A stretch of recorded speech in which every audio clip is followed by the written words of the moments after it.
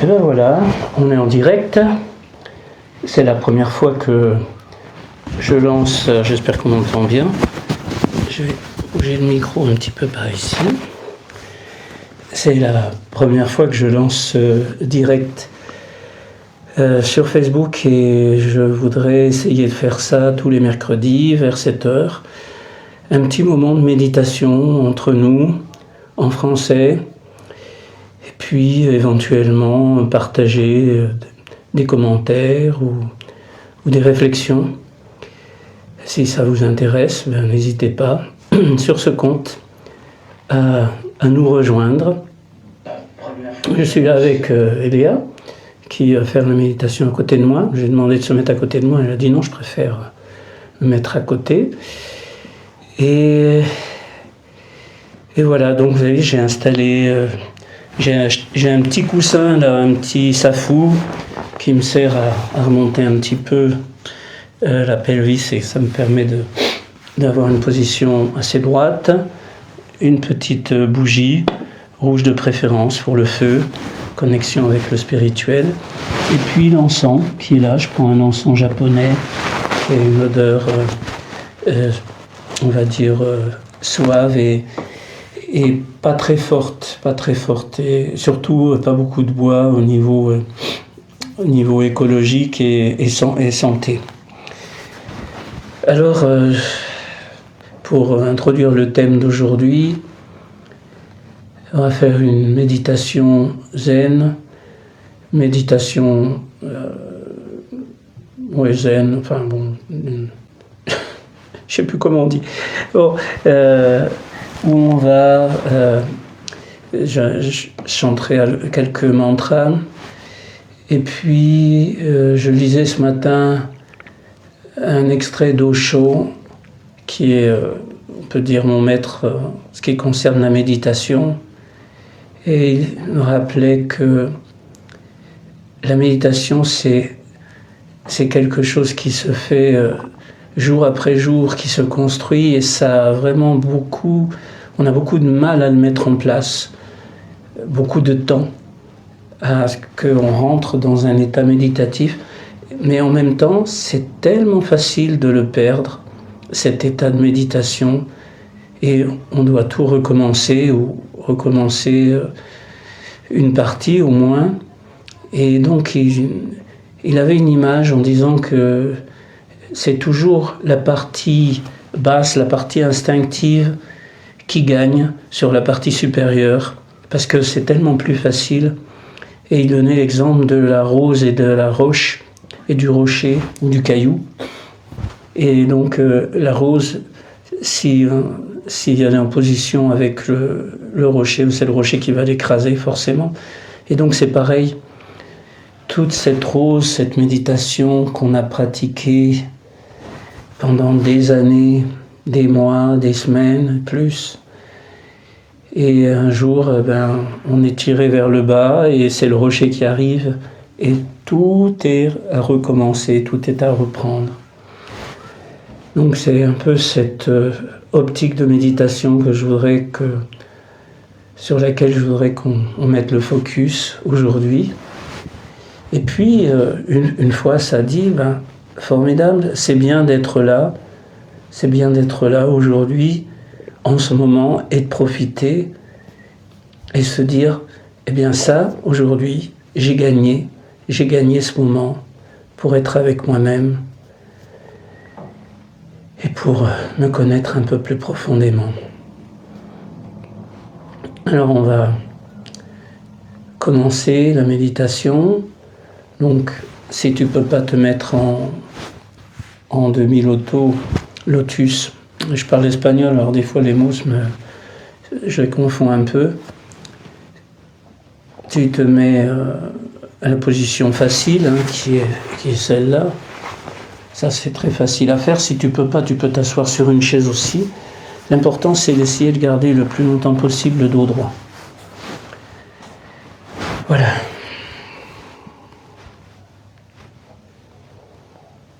Respiration profonde.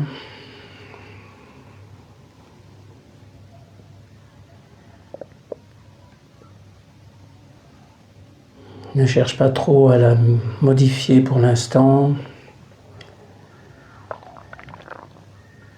Petit à petit, tu sens que les respirations s'allongent. Et tu donnes juste un petit coup de pouce.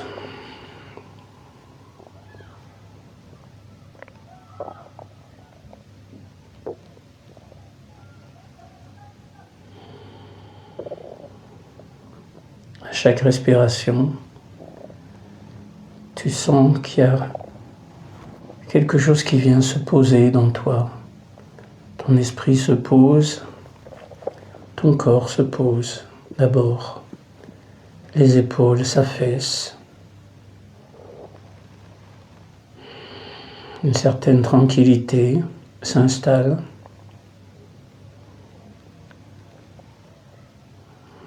Et s'il n'y a pas de tranquillité, ne t'inquiète pas. Au contraire, c'est une chance pour toi de la travailler, de travailler cette émotion qui est là, ou cette pensée qui ne s'en va pas, qui occupe tout ton esprit.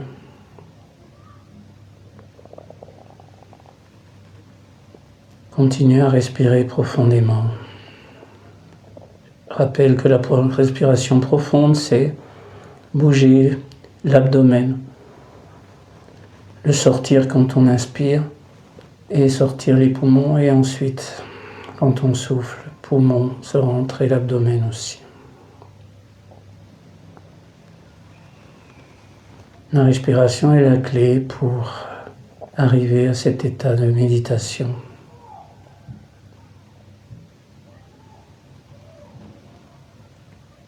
Je t'encourage vivement à rester jusqu'au bout et à tenir dans cette position. Si au bout d'un moment tu es obligé de relâcher le dos et t'appuyer sur la chaise ou contre le mur, mais pas de problème. L'important c'est que tu tiennes. On va rester à peu près 20 minutes dans cette position. La méditation est ce moment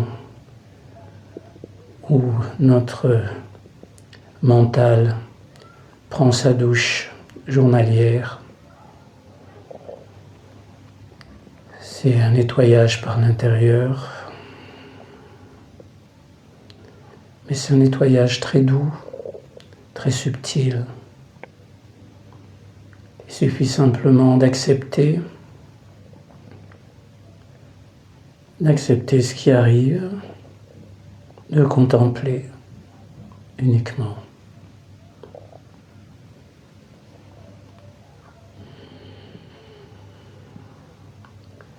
Quand j'émettrai les mantras, je te conseille de les laisser pénétrer en toi,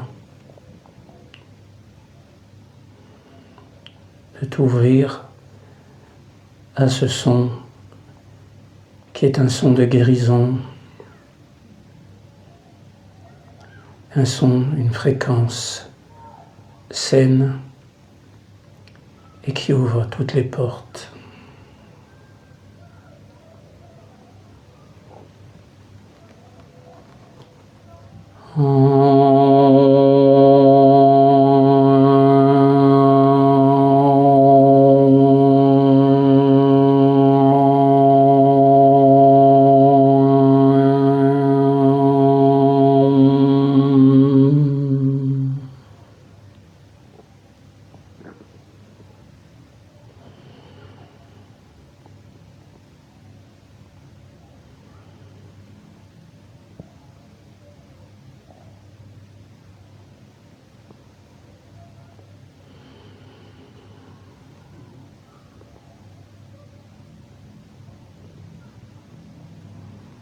Ne cherche pas à échapper à l'expérience.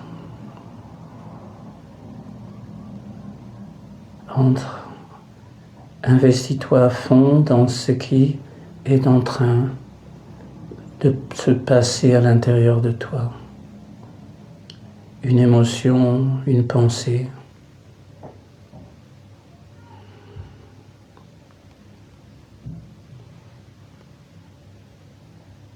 baigne-toi dans cette émotion, qu'elle soit négative ou positive. Et regarde ce qui apparaît. La plupart de nos problèmes, c'est qu'on n'accepte pas ce qu'on est, ce qui nous arrive. On essaye d'y échapper, et après les problèmes reviennent encore plus vite, encore plus fort. Donc la première chose, c'est accepter cette chose désagréable qui est là, et la contempler dans toute sa splendeur, négative ou positive.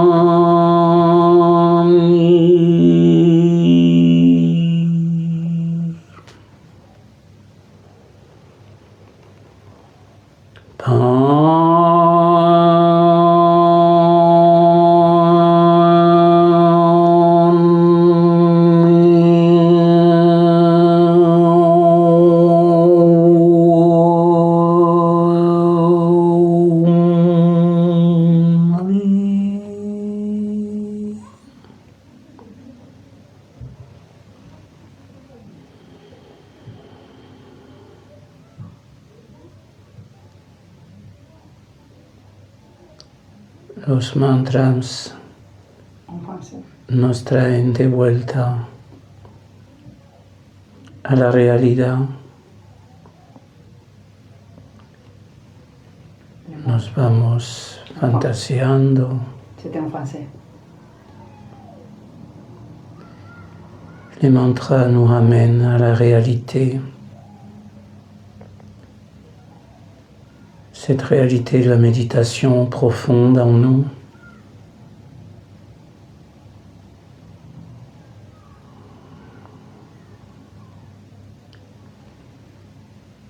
On est peut-être parti dans la fantaisie, dans l'imagination, ou dans des pensées sur ce qui va nous arriver, sur ce qu'on doit faire ou sur ce qu'on a fait. Ce sont les pièges de la méditation. L'idée, c'est de se surprendre.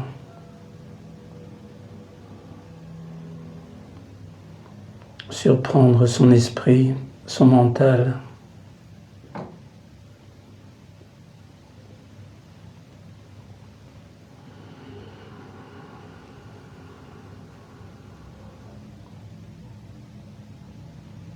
Et surtout sans culpabiliser, sans reproche.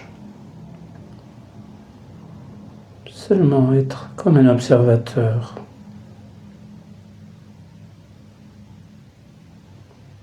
Un enquêteur.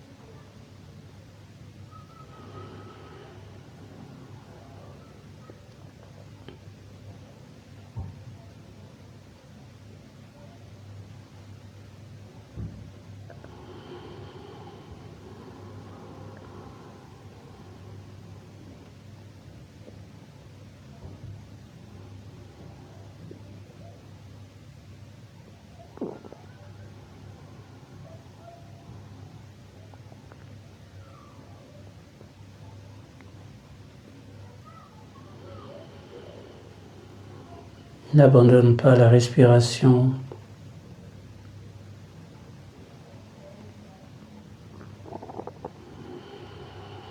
Profonde.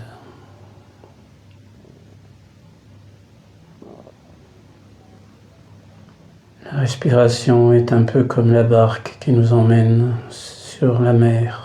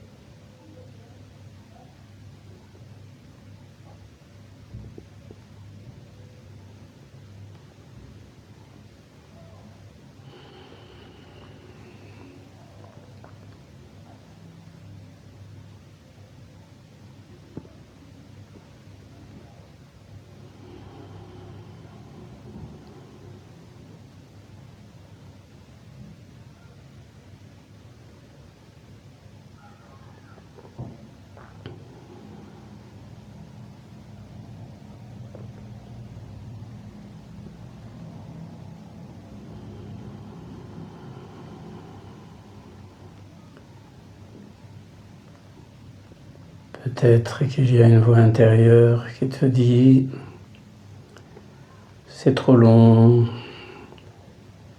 je n'en peux plus attendre, je m'ennuie ». Laisse parler cette voix, laisse-la s'exprimer.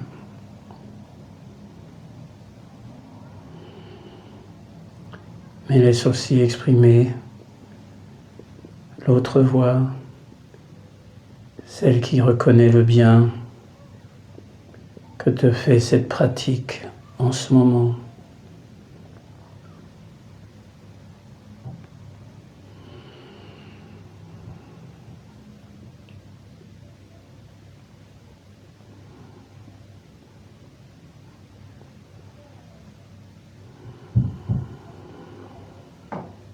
Il peut y avoir beaucoup de pensées qui se bousculent dans ta tête en ce moment ou non.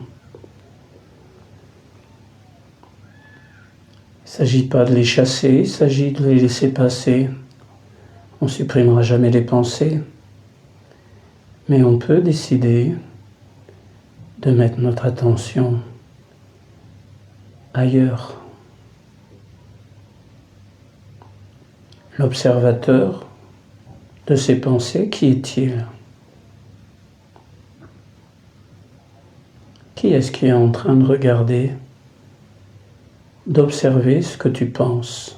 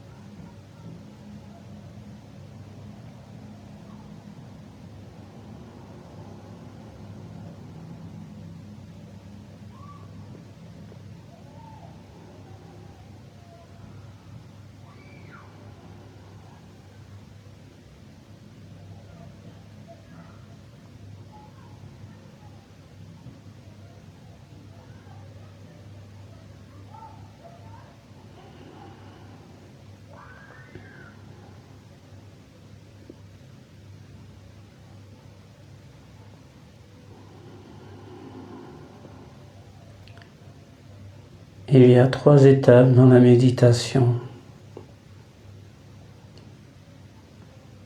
Le centre, notre centre, à l'extérieur, est la première étape.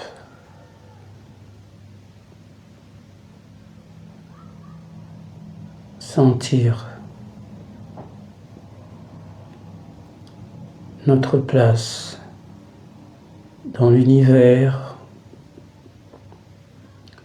dans ce monde, dans ce pays, dans cette ville, dans cette maison, dans cette pièce.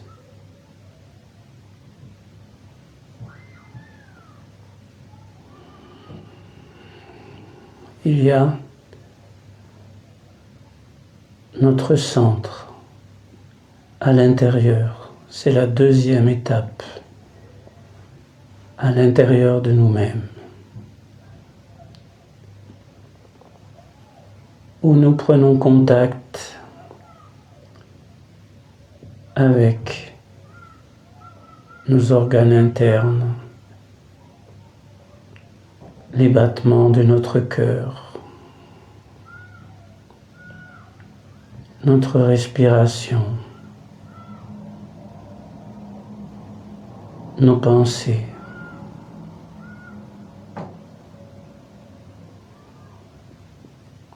Nos émotions.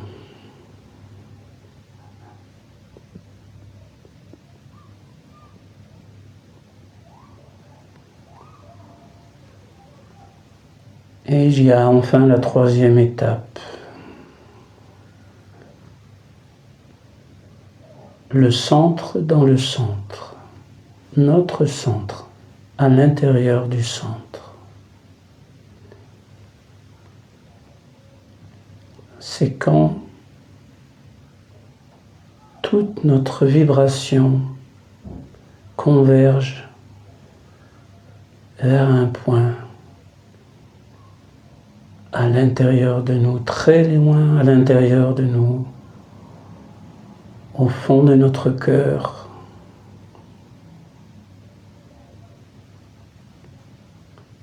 Et on sent comme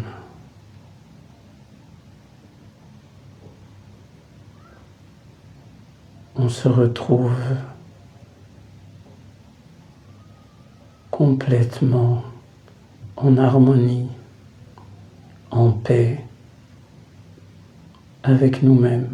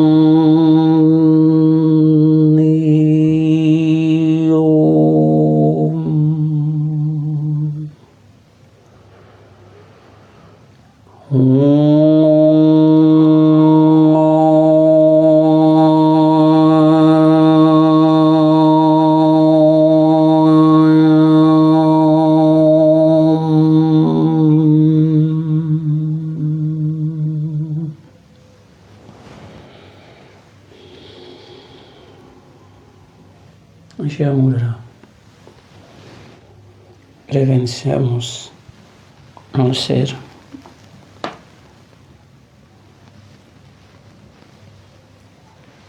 Pax Salam. Pax. Namaste. Namaste. Merci beaucoup.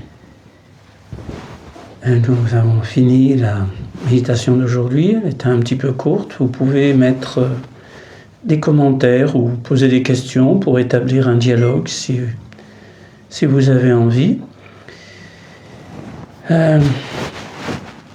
Moi, comme première expérience en direct, j'ai trouvé ça ma foi intéressant. Ça ne m'a pas interdit d'être avec moi-même. C'est à la fois un partage et une connexion avec moi-même. C'est exprimer ce qui se passe à l'intérieur de moi. Et c'est un rendez-vous que j'aimerais prendre donc avec ceux qui le veulent et partager ces moments de méditation. Donc la méditation, c'est un moment où on est avec soi-même. C'est un moment où on ne peut pas s'évader. C'est très facile de regarder la télé, regarder les écrans, de lire. Je lisais un texte aussi où on disait qu'est-ce qu'on perd comme temps quand tu te rends compte de ce que tu as fait dans ta journée, qu'est-ce que tu as fait d'important aujourd'hui? C'est une question que je te pose. Fais un petit retour sur ta journée et qu'est-ce que tu as fait d'essentiel? Et qu'est-ce que tu as fait qui n'est pas essentiel? Regardez les informations, regardez les réseaux et Et moi, je suis quelqu'un qui se met pas mal sur les réseaux et j'essaye justement de rendre effectif ma présence sur les réseaux et en profiter pour faire quelque chose qui va me permettre de grandir moi-même. Et le fait de grandir, c'est aussi partager. Le partage, c'est quelque chose qui permet de s'éveiller à l'intérieur, de grandir, oui, de se développer spirituellement aussi, dépasser une certaine anxiété à dire mais qu'est-ce qu'ils vont penser de moi quand je leur dis ça, non? Et voilà, mais c'est ce que je suis comme ça et je le partage. Et il n'y a pas beaucoup d'endroits où on peut vraiment exprimer ce qu'on sent au fond de nous et que ce soit accueilli par les autres. Et c'est un peu cet espace-là qu'on essaye de créer sur Beaune avec nos classes de yoga qu'on va bientôt commencer. Et puis partager ici en direct avec vous qui êtes chez vous en ce moment. Et voilà, si vous avez un commentaire, sinon, Elia, tu veux dire quelque chose, toi? Oui, on se voit mercredi prochain, c'est ça? Mercredi prochain, d'accord, on se voit. Voilà. Eh bien, je vous souhaite une très bonne soirée à tous. Oui. Ah, mais il y a Ali qui est là. Marta Martinez, Rosa Blanco, à Yolande. Salut Yolande. Eh bien, à bientôt. Ciao, ciao.